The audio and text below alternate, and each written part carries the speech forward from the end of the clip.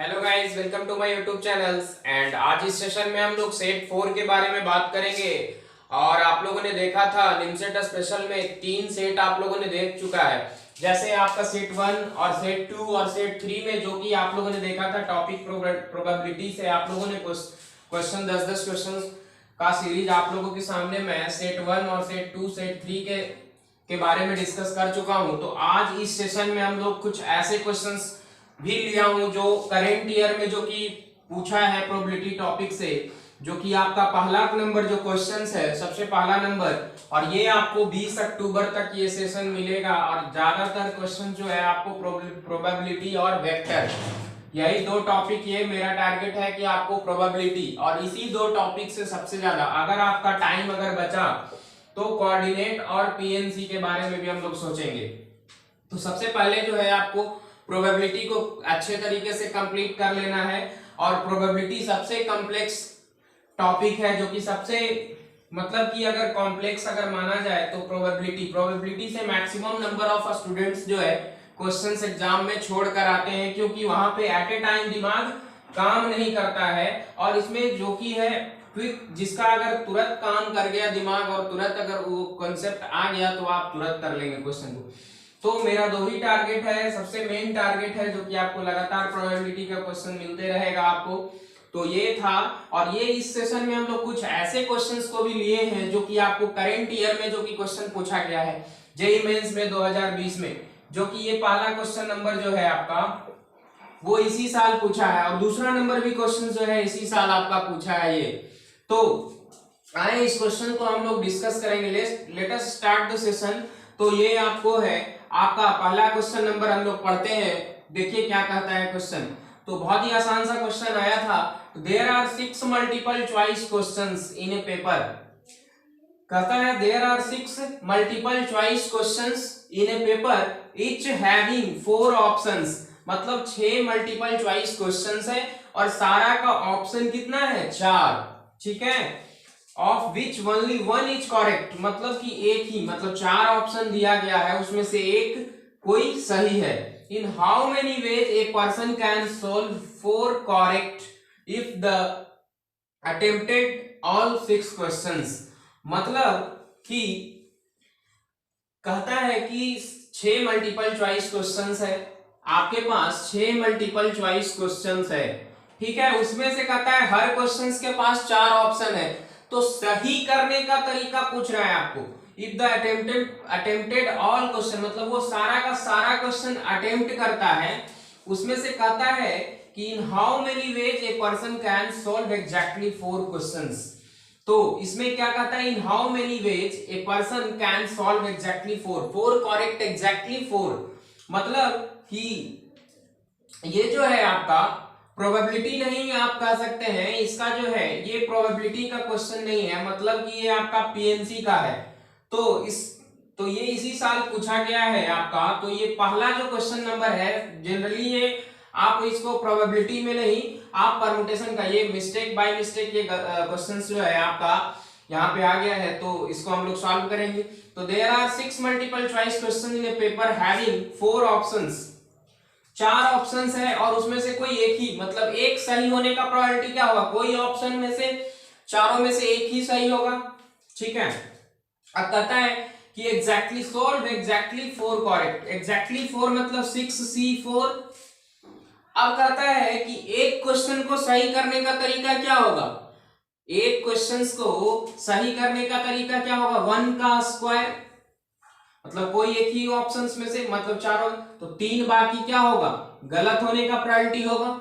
मतलब कि इसको पहले क्या करना है कि आपको सेलेक्ट करना है, मतलब कि 4 करेक्ट दिखाने के लिए आपको कितने तरीके से उसको सेलेक्ट, कोई भी 4 क्वेश्चन 6 में से हो सकता है, तो 6C4, ठीक है। उसके बाद कहता है कि 4 करेक्ट होने का मतलब उस पहले तो सिलेक्शन करेंगे ना, क्वेश्चंस को सेलेक्ट कर लेंगे। सबसे पहले आप कॉम्बिनेशन में क्या करते हैं, अगर अरेंज करना होता है तो सबसे पहले उसको क्या करते हैं, सिलेक्शन करते हैं। तो ये आप 6C4 तरीके से इसको सेलेक्ट कर लिए। उसके बाद क्या होता है कि आपका 1 का स्क्वायर, मतलब कोई भी 4 ऑप्शन है तो उसमें एक सही होने का एक ही ऑप्शन कोई सही होगा, तब वो एक ही तरीका हो सकता है। कोई भी क्वेश्चन 6 क्वेश्चंस में से कोई एक क्वेश्चन या फिर एक क्वेश्चन को सही होने का तरीका, तो एक ऑप्शन सही होगा तो सही हो जाएगा, तो बाकी 3 गलत होगा, तो गलत होने का प्रोबेबिलिटी क्या हो जाएगा 3 का स्क्वायर। ठीक है, तो इस तरह से क्या हो जाएगा इसको, मतलब कि आपका जो है ये प्रोबेबिलिटी इसका आ जाएगा 6c4 1 का स्क्वायर प्लस 3 का स्क्वायर। तो इसको अगर हम लोग सॉल्व करते हैं तो ये आ जाएगा 6 4 2 1 और ये 9, तो 6 5 4 और इसको सॉल्व करेंगे तो यहाँ पे 2 4 और ये 9, तो 4 से 4 खत्म 3, मतलब 15 इंटू 9 मतलब 135। तो ये आपका B is the right answer. मतलब इस तरह से ये परम्यूटेशन का क्वेश्चन था कि मतलब एक सही होने का मतलब क्या हो जाएगा 1, एक ही ना, और बाकी 3 ऑप्शंस मतलब उसको लेने का प्रोबेबिलिटी क्या हो जाएगा 3 का स्क्वायर। और आपको क्या 4 क्वेश्चंस को सॉल्व करना है, तो यही तो 4 क्वेश्चंस है, तो अगर एक क्वेश्चन को सही करने का तरीका एक ही हो सकता है एक, तो इसी तरह से 3 क्वेश्चन 3 ऑप्शंस जो होगा वो गलत होगा, तो 3 ऑप्शंस उसमें से गलत होगा, तो ये इतने तरीके से इसको ले सकते हैं। तो ये था आपका पहला नंबर क्वेश्चंस जो कि परम्यूटेशन से था, आपका इसी साल पूछा गया जेईई मेंस में, ये क्वेश्चंस को इसी साल पूछा गया है, तो ये आपका था 135। तो आइए सेकंड क्वेश्चंस की ओर बढ़ते हैं हम लोग। तो ये सेकंड क्वेश्चंस और बहुत ही अच्छा क्वेश्चन है, और आपको इस तरह इस टाइप का क्वेश्चन मैं करवा चुका हूं प्रीवियस सेट में। तो ये आइए देखते हैं इस क्वेश्चंस को कैसे करते हैं। तो ये आपका था पहला नंबर क्वेश्चन।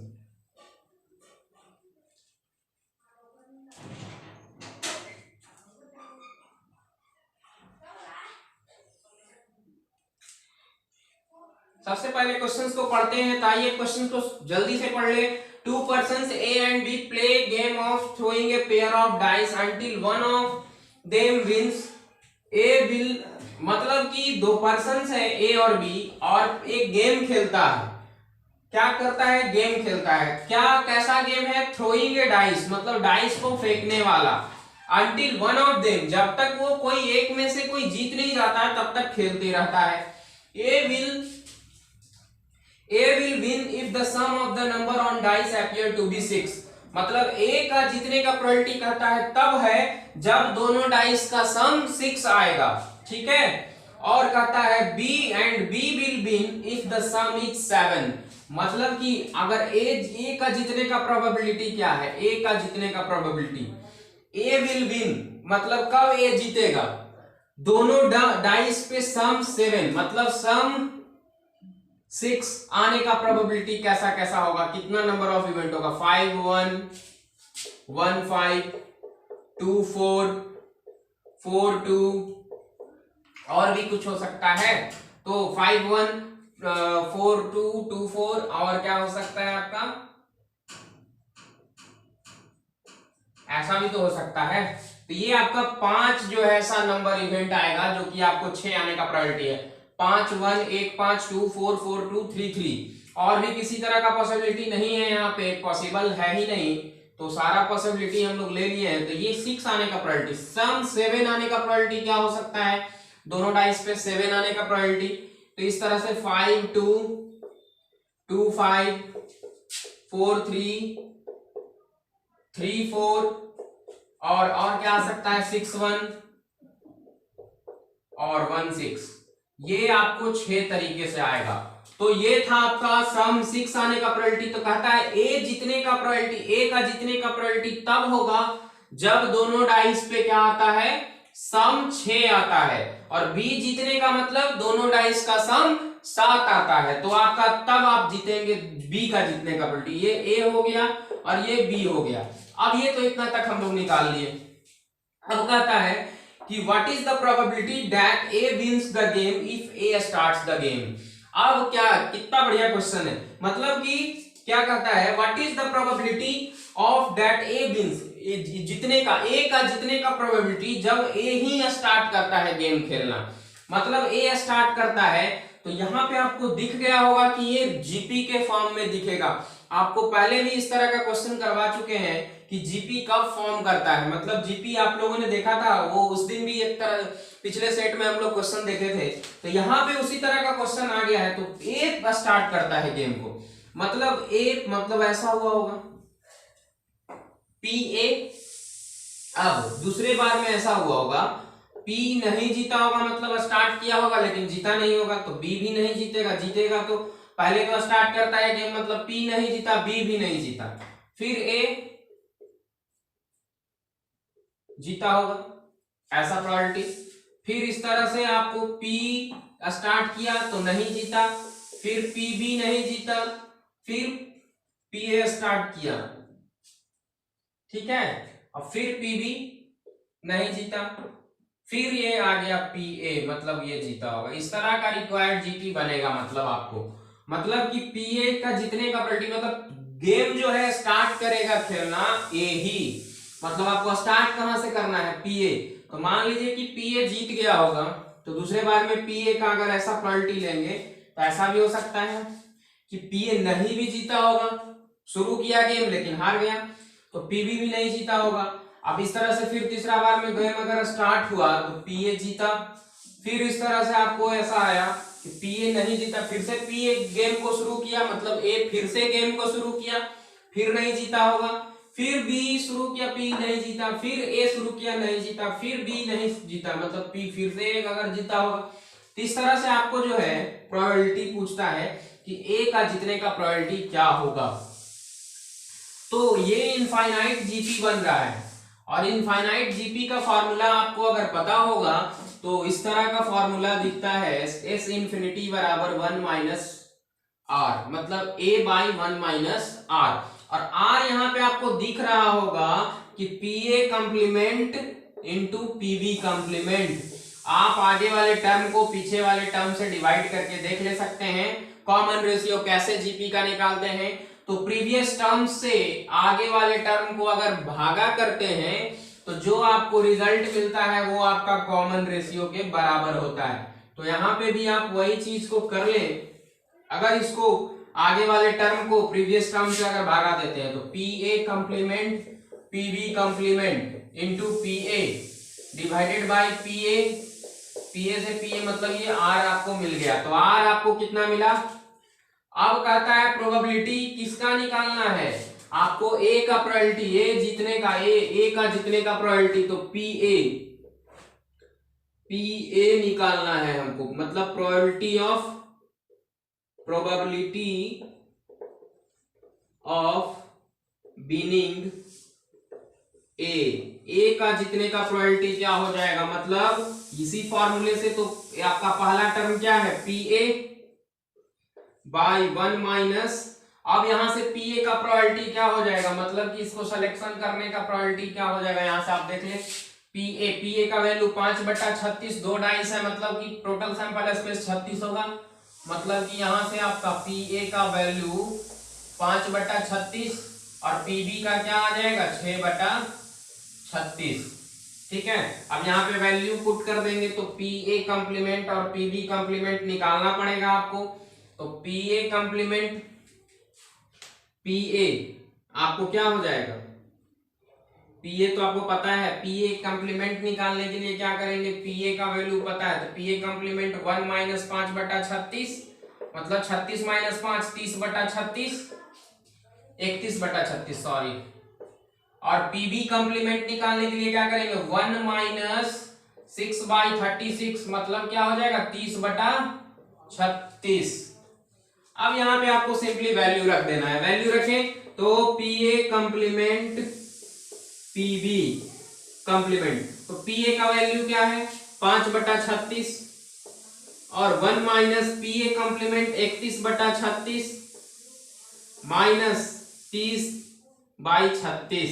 अब इसको गुना करेंगे तो आपको क्या मिलेगा, 36 को गुना अगर करते हैं आप तो 1296 लगभग मिलेगा, 36 216, 6 18 और 3 9 1 10 6, तो 1296, मतलब कि आपको इसको अगर सॉल्व करते हैं आप, यहां से अगर आपको मिलेगा क्या 5/36 1296 माइनस 31 या 93, मतलब 930 बाई 36, क्या हो जाएगा यहाँ पे 1296।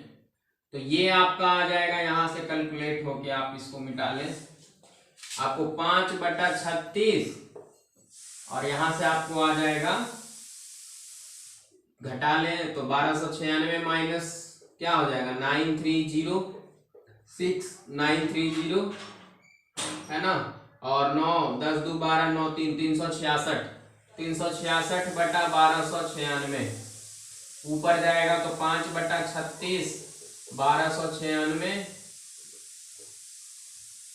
बाई 366। ठीक है, अब यहां से क्या हो जाएगा, 36 बार में ये कट जाएगा तो 180/366। अब कट रहा है किसी से क्या, देखें ये कटता है कि नहीं, देख लें 180/366, मतलब 36 बचे 180 और 31 छक्का कितना हो जाएगा 36,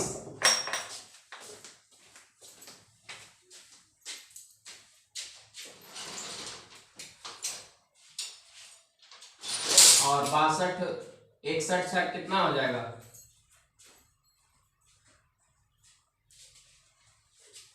यहां से आपका आ गया, आपको यहाँ पे जनरली इतना आया था, मतलब 5/36, और ये हो जाएगा 1296/366।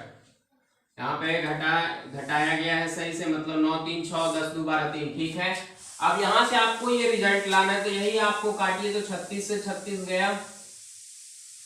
ठीक है, तो यहाँ पे आपको 180/366, 30 छक्का 180 यहाँ से, और 61 छक्का, मतलब कि आपको कौन सा ऑप्शन दिख रहा है, B. B is the right answer. तो कितना अच्छा क्वेश्चन था आपके सामने कि जीपी का फॉर्मेशन हो रहा था आपका इस क्वेश्चन में।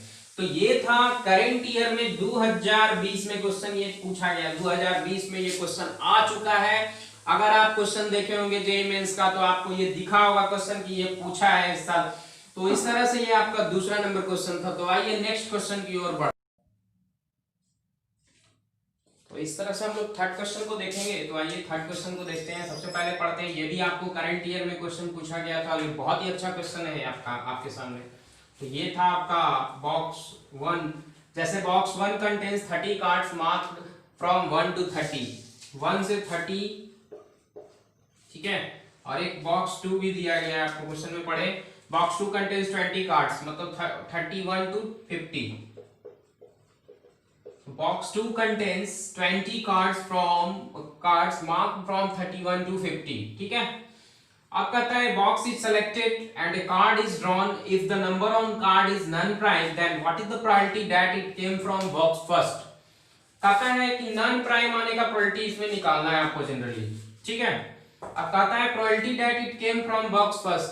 अब ऐसा प्रोबेबिलिटी निकालना है जो कि कहता है कि बॉक्स फर्स्ट से आया है, बॉक्स फर्स्ट से आया है, मतलब कि what the probability that it came from box first. तो बॉक्स फर्स्ट से आने का प्रोबेबिलिटी मतलब कि टोटल जो है नंबर ऑफ प्राइम नंबर 1 से 30 तक 2 3, और ये आपको दिख गया होगा कि बेस थ्योरम का क्वेश्चन है। बेस थ्योरम आपने पढ़ा होगा, बेस थ्योरम। तो ये बेस थ्योरम से ही क्वेश्चन है, आपको बेस थ्योरम, और बेस थ्योरम का फार्मूला अगर पढ़े होंगे तो आपको याद होगा। नॉन प्राइम और बॉक्स फर्स्ट को सेलेक्ट, मतलब कोई भी एक बॉक्स सेलेक्ट करना है, प्रोबेबिलिटी पूछता है कि वो जो कार्ड आया होगा बॉक्स फर्स्ट से आया होगा।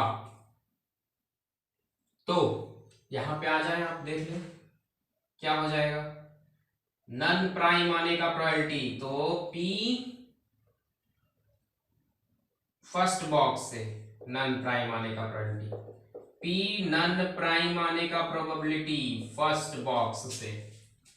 ठीक है, ये बॉक्स फर्स्ट हो गया, ये बॉक्स 2 हो गया, मतलब P1, और Pn P by first P1 plus P non prime first into P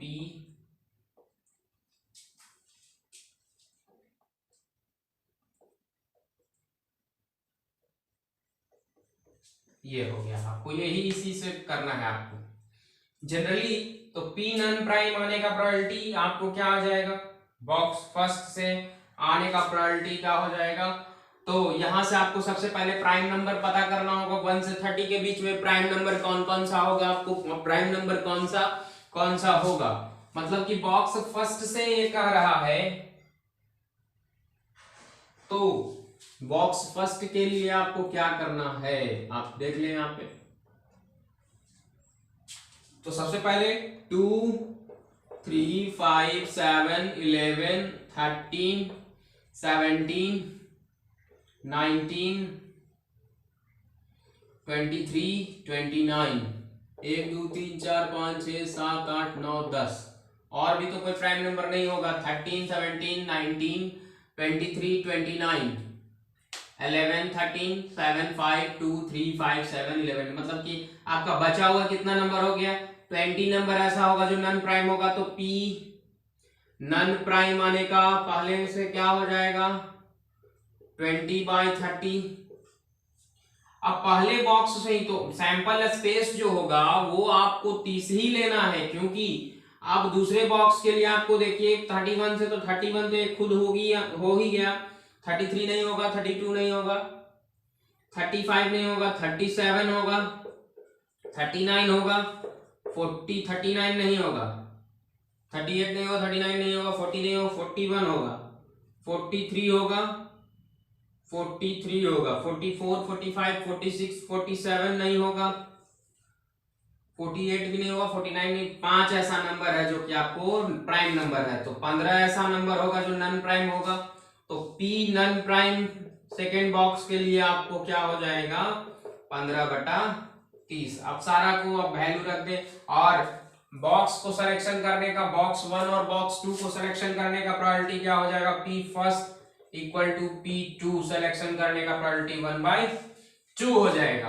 तो आप ये देख लें कि बेस थ्योरम अगर आपको पता रहता तो आप ये आसानी से, कुछ है ही नहीं, आप प्राइम नंबर निकाल लिए और नन प्राइम आपको पता चल गया। मतलब प्राइम नंबर निकालना था आपको, सारा का सारा आपको नन प्राइम मिल गया। और ये आपको फर्स्ट बॉक्स से कहता है, इसीलिए इसका भी सैंपल स्पेस हम लोग 30 ही लेंगे। इसलिए आपको दोनों का सैंपल स्पेस में आपको कोई चेंजिंग नहीं करना है। मतलब Na7 का दोनों ही केस में आपको 30 ही लेना है, मतलब कि 20/30। और ये तो कट ही जाएगा जनरली कॉमन आके, तो 1/2 को लिखें या ना लिखें आपको कोई फर्क नहीं पड़ता। यहाँ पे आपको 20/30 प्लस 15/30, ठीक है। अब यहां से क्या हो जाएगा आप देख ले, 20/30 और 35/30 ये कट गया, आपको यहां मिल गया आपको क्या 20/35 को लिख सकते हैं आप 4/20, 4×5 और 7×5 4/7 इज द रिक्वायर्ड आंसर। मतलब ये भी करंट ईयर में आपको क्वेश्चन पूछा गया था और ये सेशन आपको लगातार 20 अक्टूबर तक प्रोवाइड किया जाएगा और इस तरह का क्वेश्चन आपको मिलते रहेगा आपको। और प्रोबेबिलिटी मेरा मेन फोकस है, आपको प्रोबेबिलिटी से ज्यादा क्वेश्चन आपको करवा दिया जाए। तो मैं आपको ये बताता हूं कि बार बार यही रिक्वेस्ट कर रहा हूं कि आप मेरे वीडियो को ज्यादा से ज्यादा अपने फ्रेंड्स के पास पहुंचाएं, जो कि उन बच्चों को भी इस सेशन का फायदा हो जो निमसेट 2020 के लिए तैयारी कर रहे हैं। तो ये था आपका तीसरा नंबर क्वेश्चंस। आइए नेक्स्ट क्वेश्चन की ओर बढ़ते हैं हम। तो इस तरह से आपके सामने ये चौथा क्वेश्चन नंबर है। चौथा नंबर क्वेश्चन जो है जेईई मेंस में 2019 में पूछ चुका है और ये भी जेईई मेंस का ही क्वेश्चन है आपको। तो पहला चौथा नंबर आप क्वेश्चन देख लें। चौथे नंबर क्वेश्चंस में आपको क्या कहता है, सबसे पहले चौथे नंबर को पढ़े सबसे अच्छे से। तो assume that each born child is equally likely to be a boy और ए गर्ल। मतलब कहता है एज्यूम करने के लिए कि कोई भी लड़का अगर बॉर्न करता है, प्रत्येक लड़का या फिर कोई भी चाइल्ड अगर बॉर्न करता है तो दोनों का प्रोबेबिलिटी बॉय होने का और गर्ल होने का सेम है, इक्वली लाइकली। मतलब कि बॉय और गर्ल होने का प्रोबेबिलिटी दे दिया है, सेम है। अब कहता है कि if two families have 2 children each, मतलब दो ऐसा फैमिली है, ऐसा मान ले बी एक ए फैमिली दूसरा फैमिली है, दोनों कहता है कि if 2 families have 2 children each, मतलब प्रत्येक के पास 2-2 चिल्ड्रेन है। मतलब कि इसके पास भी 2, इसके पास भी 2। अब क्या कहता है, if two families have two children each, then conditional property that all children are girls given that at least two are girls। मतलब कि क्वेश्चन में कह रहा है कि all children are girls। अब क्वेश्चन को यहीं पे आपको पकड़ना है। कंडीशनल प्रोबेबिलिटी सबसे पहले कह रहा है, कंडीशनल प्रोबेबिलिटी यहाँ पे कह रहा है। कंडीशनल प्रोबेबिलिटी मतलब कि निकालते हैं, जैसे बी ए बाई बी, मतलब पी ए बाई बी निकालते हैं तो क्या कहते हैं, पी ए का प्रोबेबिलिटी जब बी पहले से अकर्ड हो चुका है, मतलब कि पी ए बाई बी का मतलब होता है P A intersection B by P B. तो P A by conditional probability में ये होता है। तो कहता है यहाँ पे गिवन दे दिया गया है आपको, एनी के बारे में कहा दिया गया, एनी नंबर ऑफ इवेंट्स, मतलब इवेंट्स के बारे में कहा है कि the conditional probability that all children are girls, सारे चिल्ड्रन गर्ल्स होने का probability given that at least 2 are girls. At least 2 are girls में आपको सारा का सारा सैंपल स्पेस लेना होगा। एटलीस्ट 2 कह रहा है, मतलब 3 भी हो सकता है, 4 भी हो सकता है। आपको 4 मतलब कि 4 ही लड़का के बारे में, एक्चुअली यहाँ पे 4 ही चाइल्ड के बारे में कहा गया है। अब कहता है एटलीस्ट 2 गर्ल्स तो होना ही चाहिए, एक तो गर्ल्स होगा ही नहीं, मतलब कम से कम 2, तो 2 से ज्यादा हो सकता है, 2 से कम तो हो नहीं सकता है। आपको एटलीस्ट के केस में मैक्सिमम नंबर ऑफ केस आप ले सकते हैं, मिनिमम नंबर ऑफ केस नहीं ले सकते हैं। मतलब एटलीस्ट 2 से तो कम जा ही नहीं सकते, एटलीस्ट 2 लेना ही लेना है। तो ऐसा वैसा केस आपको ले लेना पड़ेगा, या तो चारों का चारों लड़की ले ले, यहां ऐसा हो सकता है प्रोबेबिलिटी, या आपको क्या हो सकता है कि 2 लड़की ले ले, एग्जैक्टली 2 लड़की और 2 लड़का लेंगे तो भी आपका काम चलेगा, ठीक है, वो भी हो सकता है, पॉसिबिलिटी हो सकता है। तो आपको क्या क्या ले सकते हैं, तो और पहले इक्वली लाइकली, मतलब कि गर्ल्स होने का और बॉय होने का प्रोबेबिलिटी दे दिया गया है, मतलब 1/2 और 1/2 होगा ही होगा। तो पी बी और पीजी आपको पता है, और आपको 2 और एग्जैक्टली ऐसा 3 भी ले सकते हैं, 2 नहीं तो 3 भी ले सकते हैं। तो आपको ऐसा भी ले सकते हैं कि 3 लड़का और 1 लड़की, ठीक है। तो कहता है कि children are girls given that at least, मतलब ऐसा ऐसा पॉसिबल केस आप ले सकते हैं। या तो चारों का चारों ले लेंगे लड़की, ऐसा हो सकता है कि 4 का चारों लड़की, या तो फिर 3 बॉयज, आपको पॉसिबिलिटी ही तो देखना है। तो 4 लड़की ले सकते हैं, पूरा का पूरा लड़की ले ले, चारों का चारों, क्योंकि एटलीस्ट कह रहा है तो चारों तक, मतलब 2 लेंगे, 3 लेंगे, 4 भी लेंगे, मतलब 4 तक जा सकते हैं।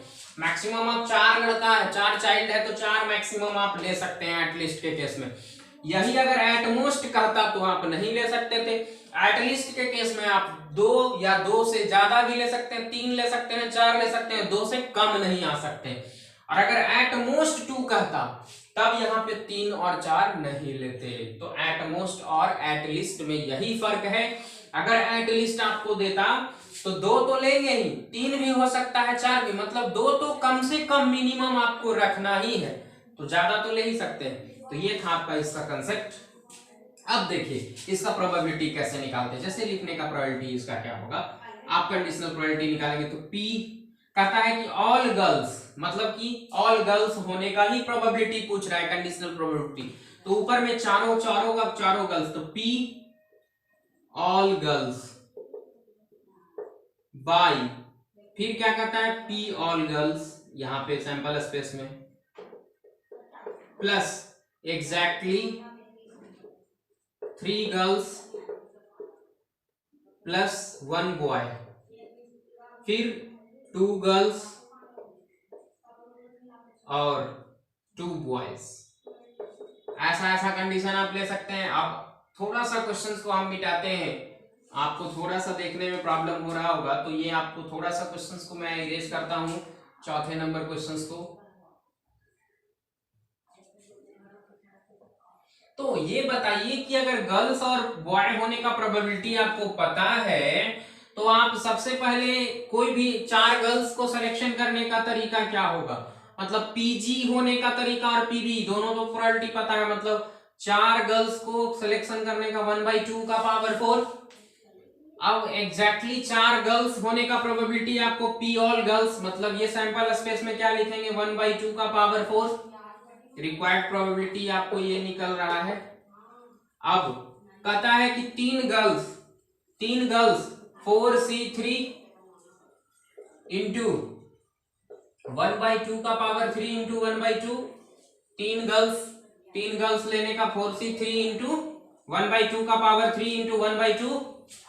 अब एग्जैक्टली दो गर्ल्स, तो 4C2 इंटू 1/2 का पावर 2 इंटू 1/2 का पावर 2, ऐसा ले सकते हैं। 2 गर्ल्स एंड 2 बॉयज के लिए वो आपको ये इसी को सॉल्व आपको कर देना है, आपके क्या जनरली आ जाएगा 1/16 बाई इसका 1/16 आएगा ही। और 4C3 का वैल्यू आपका कितना आ जाएगा, 4C3 का वैल्यू आपका आ जाएगा 314 आ जाएगा जनरली। और वो आपका कितना आएगा 1/16, तो 4C3 वो 1/16, तो 1/16 तो 4 से 4 कैंसिल होगा, तो आपको यहां से आपको 4 1/16 हो जाएगा यहाँ। और ये आपको 6 इंटू 1/16।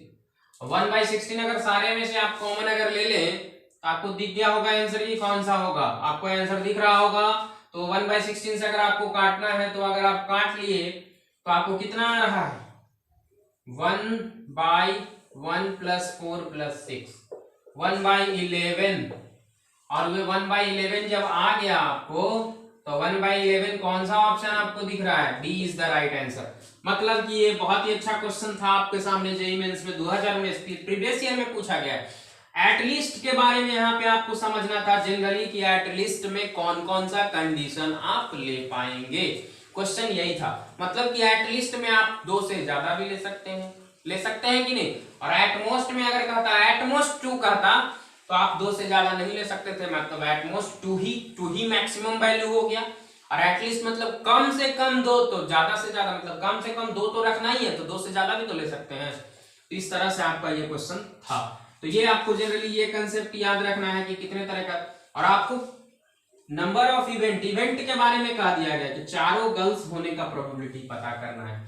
तो ये था आपको चौथा नंबर क्वेश्चन। तो आइए नेक्स्ट क्वेश्चन की ओर बढ़ते हैं हम लोग। तो ये था चौथा नंबर क्वेश्चन जो कि आपका डी आ गया, ऑप्शन डी, जो कि 1/11। आइए नेक्स्ट क्वेश्चन की ओर हम लोग बढ़ते हैं और नेक्स्ट क्वेश्चन को पढ़ा जाए। क्या है क्वेश्चन, ये बहुत ही अच्छा क्वेश्चन ये भी है। आपको कंडीशनल प्रोबेबिलिटी से ही वेन डायग्राम का थोड़ा सा यूज आएगा आपको। ये 5वां number question.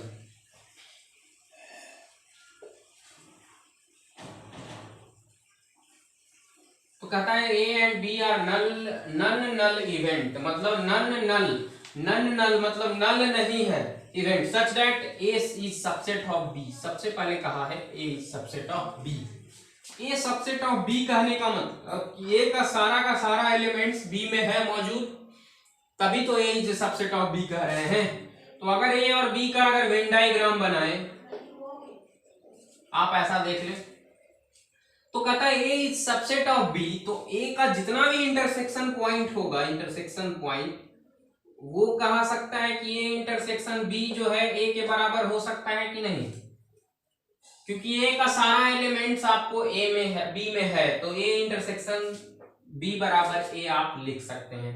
A is subset of B दिया हुआ है, तो इंटरसेक्शन बी बराबर ए आप लिख सकते हैं। ये कहता है कि सारा का सारा ये वाला एलिमेंट इसमें का बी में मौजूद है, मतलब ए इंटरसेक्शन बी जो है ए के बराबर आप लिख सकते हैं कि नहीं, क्योंकि ये सारा का सारा एलिमेंट्स उसमें है, तो जो कॉमन एलिमेंट्स होगा वो भी तो होगा, मतलब कि ए इंटरसेक्शन बी ए के बराबर हो सकता है। ठीक है, अब कहता है कि ये सब ऑप्शन आपको मैच कराना है। तो अब सबसे पहले आप ये एक रिलेशन पता कर ले, पी ए बाई बी होता है P A intersection B by P B. अब आपको क्या पता हो गया यहां से, पी ए इंटरसेक्शन बी का वैल्यू आपको पता है पी ए इंटरसेक्शन बी बराबर पी ए, और ये हो जाएगा पी बी। तो इक्वेशन फर्स्ट हो गया, ये यहां से आपको आ गया। अब एक रिलेशन आप लोग ये भी जानते हैं कि 0 is less than equal to P B is less than equal to, आपको यही सब तो ऑप्शन आपको मैच कराना है। तो 1 के बराबर, तब इसको अगर रिवर्स करते हैं तो 1/0 हो जाएगा और ये 1/pb हो जाएगा, और ये रिवर्स करने के बाद वही होगा। तो ये बन गया infinity, 1/pb less than equal to, तो ये आप रिवर्स हो जाएगा इन्फिनिटी, तो 1/pb से छोटा नहीं होगा। इसको यहाँ से 1/pb, pb मतलब कुछ भी हो, मतलब pb का वैल्यू कुछ भी हो 1 के बराबर होगा। अगर pb का मैक्सिमम वैल्यू अगर लेते हैं, प्रोबेबिलिटी का मैक्सिमम मान क्या होता है 1, तो मैक्सिमम मान अगर 1 होगा तो बराबर होगा 1 के बराबर। अगर इससे छोटा ही होगा मतलब 1/pb से छोटा या फिर बराबर आ सकता है, लेस देन इन्फिनिटी।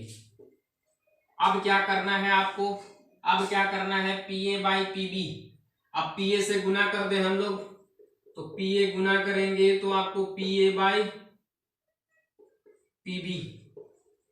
ये हो गया, और ये तो इन्फिनिटी ही रहेगा।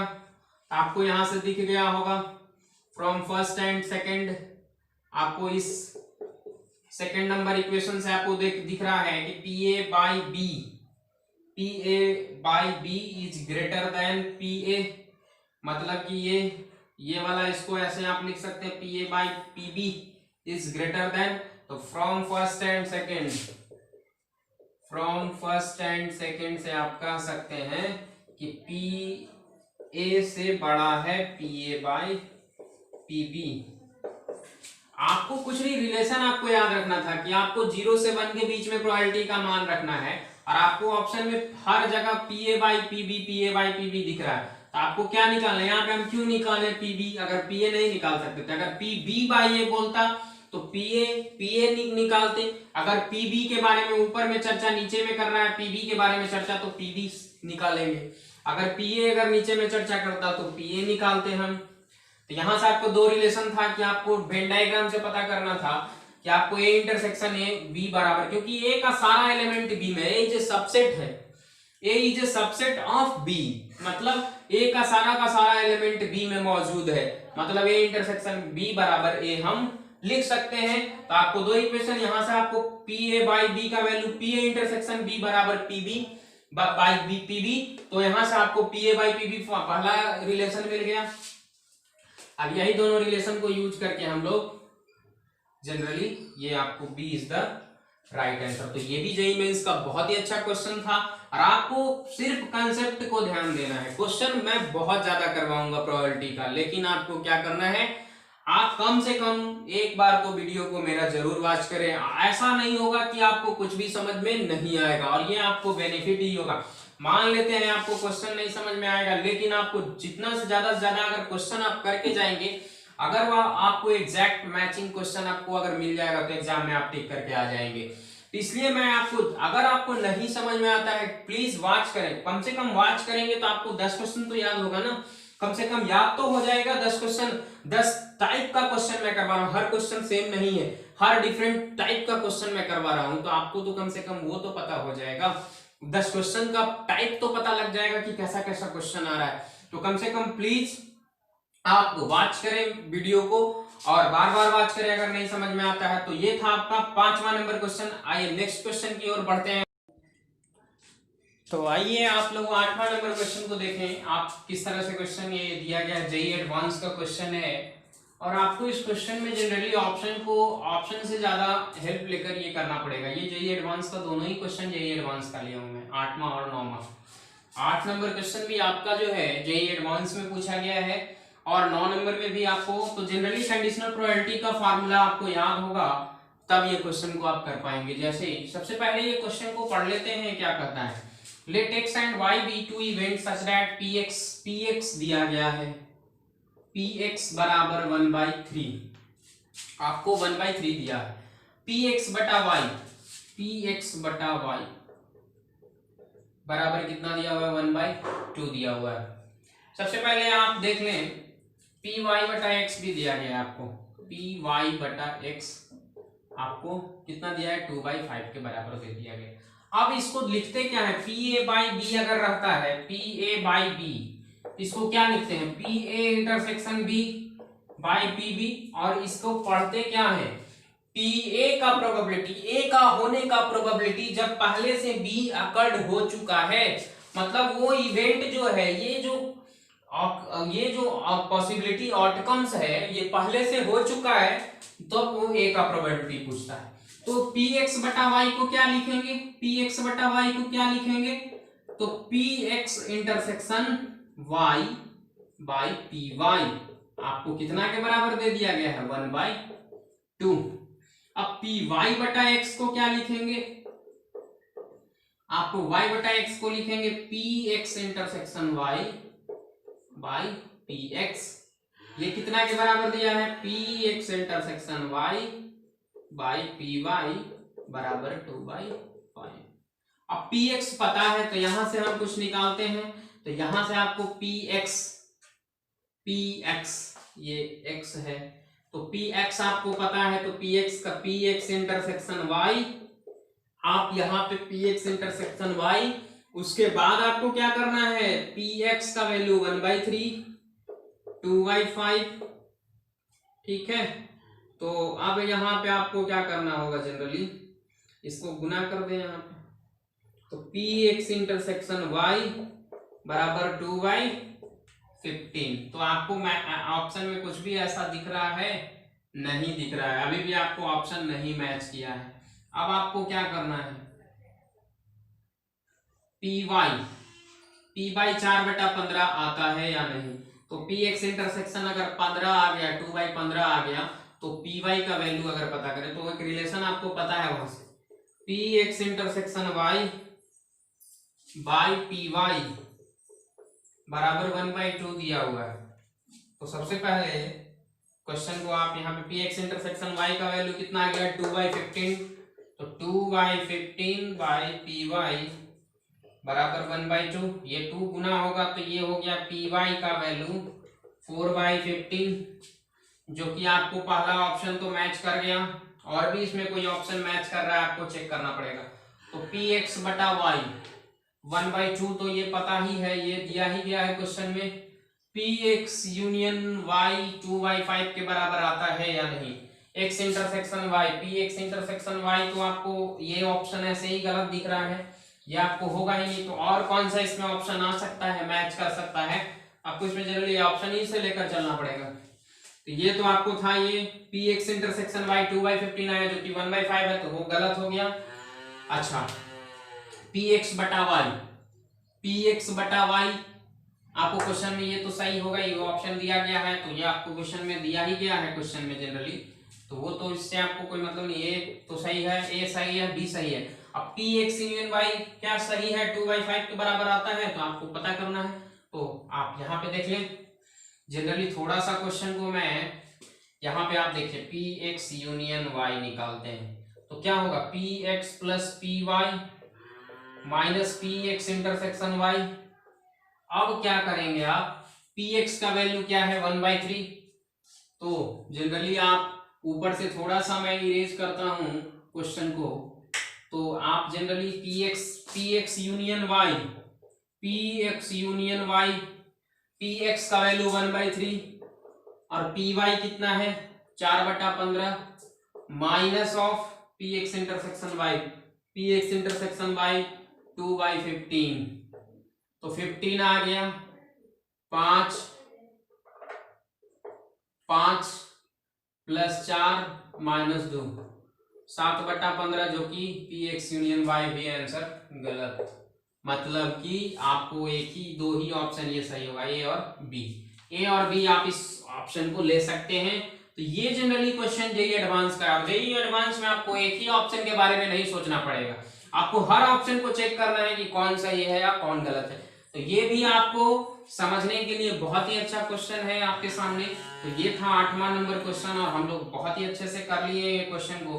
तो ये था 8वां नंबर, जो कि आपको ए ऑप्शन और बी ऑप्शन सिर्फ मिल रहा है, मैच कर रहा है, बाकी आपका ये तो गलत आ रहा है, पी एक्स यूनियन वाई जो है 7/15 आ रहा है, जो कि आपको जो है आना चाहिए था 2/5, जो कि ये गलत है।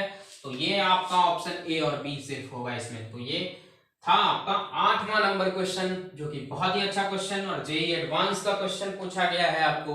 तो ये आपके निमसेट के पॉइंट ऑफ व्यू से बहुत ही बेटर क्वेश्चन कंडीशनल प्रोबेबिलिटी के टॉपिक से रिलेटेड। तो 8वां नंबर क्वेश्चन। आइए नेक्स्ट क्वेश्चन की ओर बढ़ते हैं हम लोग। तो ये था 8वां नंबर, और आइए नेक्स्ट क्वेश्चन हम लोग देखते हैं कि क्या है। ये था आपका इसका सॉल्यूशन। तो आप यहां से इसको जनरली ऐसे,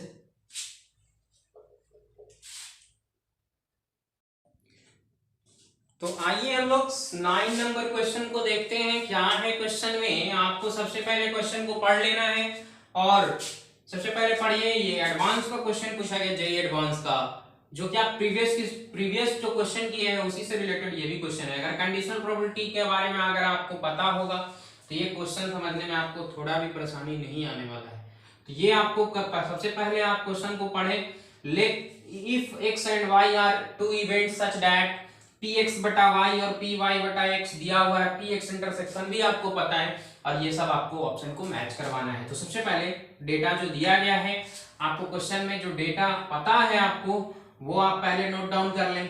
तो सबसे पहले पी एक्स बटा वाई के बारे में बोल दिया है 1/2, और पी वाई बटा एक्स के बारे में बोल दिया है 1/3।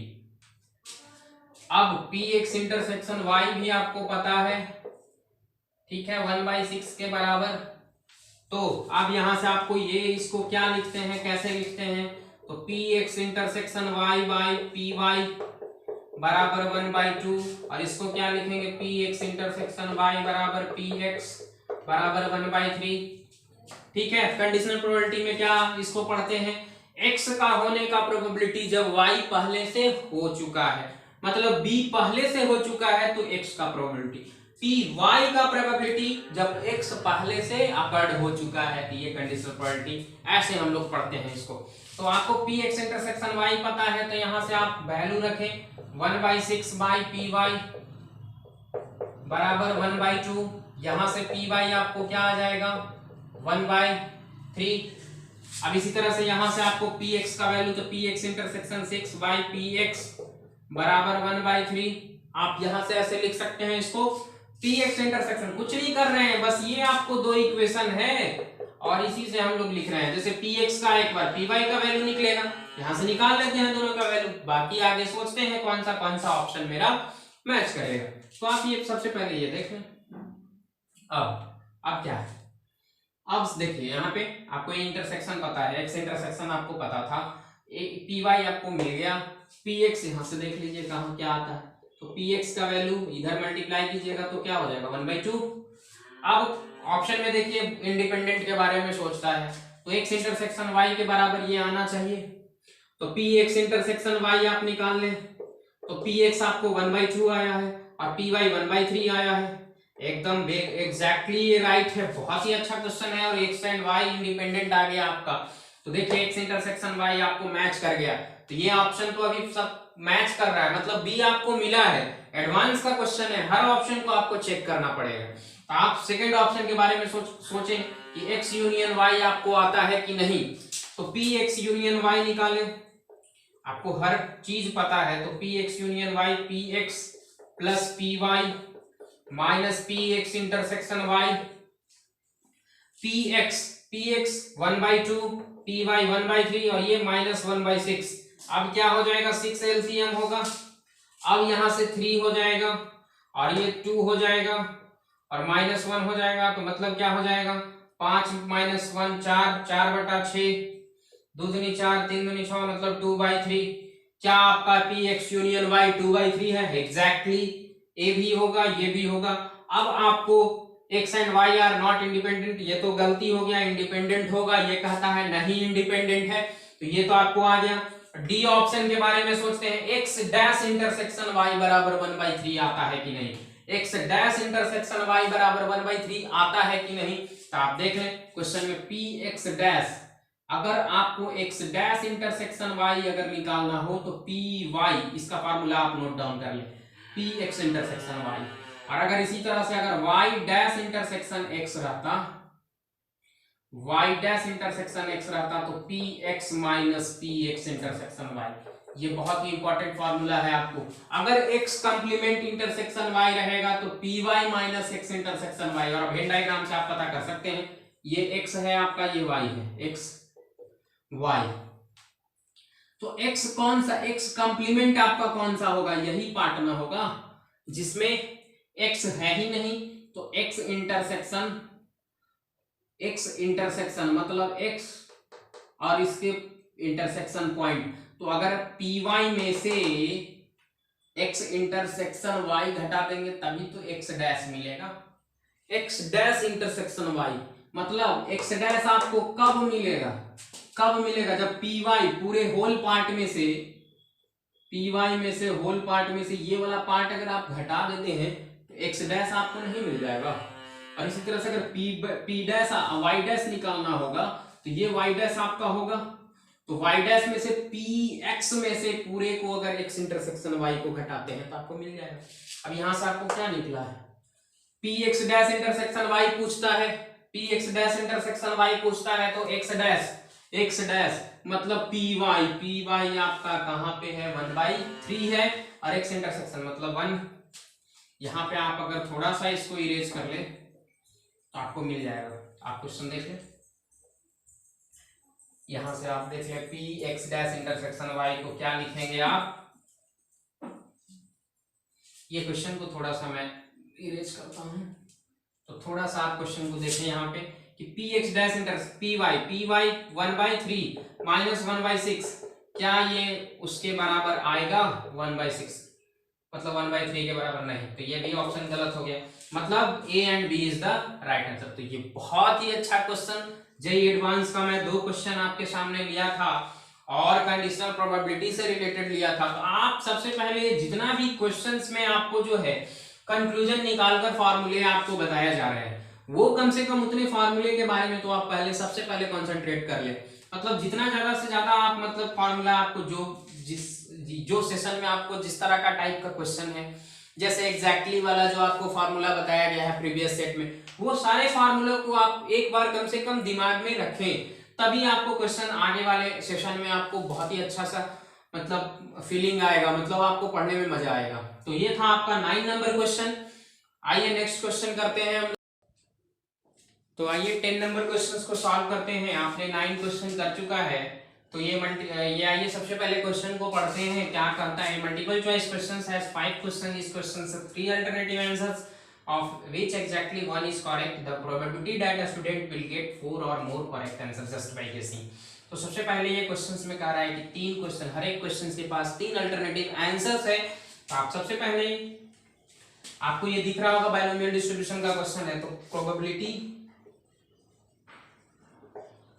ऑफ करेक्ट आंसर p का value 1/3, probability of wrong q 1 - 1/3 2/3, p और p 1/3 q 2/3 आपको मिल गया।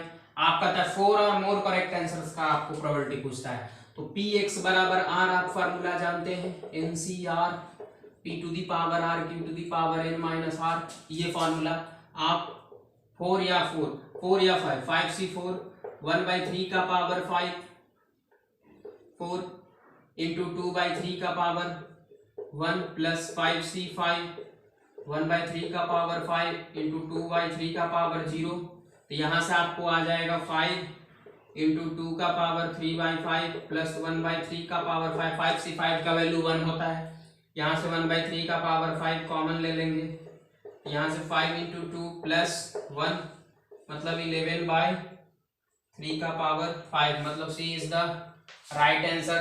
तो आपका ये तीसरा 10 नंबर क्वेश्चन आप कर लिए हैं, और ये बाइनोमियल डिस्ट्रीब्यूशन का बहुत ही अच्छा क्वेश्चन, और ये आपको आरडी शर्मा में भी मिलेगा, आपको आरडी शर्मा के एग्जांपल में भी आपको ये क्वेश्चन मिलेगा, और कई बार निमसेट में भी पूछ चुका है। 2014 का अगर आप पेपर देखेंगे तो इसमें भी ये क्वेश्चन पूछ चुका है ये, और जेईई मेंस में भी पूछा है कितने बार। तो ये था आपका 10 नंबर, और इस तरह से हम लोग सेशन को कंप्लीट कर लिए। तो अगर ये सेशन आपको पसंद आया तो लाइक करें, सब्सक्राइब करें।